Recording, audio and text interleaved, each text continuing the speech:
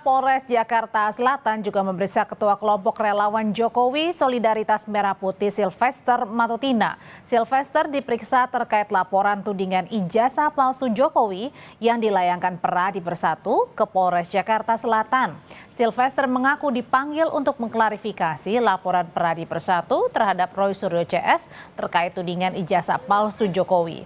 Peradi Bersatu juga menyerahkan 26 video dan dokumen sebagai bukti tambahan dalam laporan tersebut. Kelompok advokat yang tergabung dalam Peradi Bersatu melaporkan Roy Suryo, Dr. Tifa, dan Respons Yanipar ke Polres Jakarta Selatan. Peradi Bersatu melaporkan Roy Suryo CS melakukan penghasutan terkait tudingan ijazah palsu Jokowi.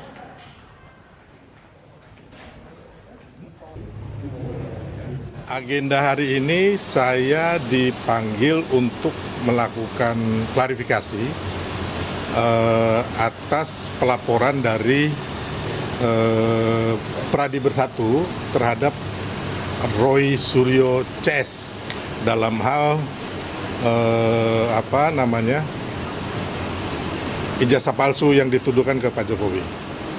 Kalau saya dalam hal ini baru pemanggilan klarifikasi, jadi mungkin bukti-bukti akan kita lengkapi nanti ketika diminta oleh penyelidik dari Polres Jakarta Selatan.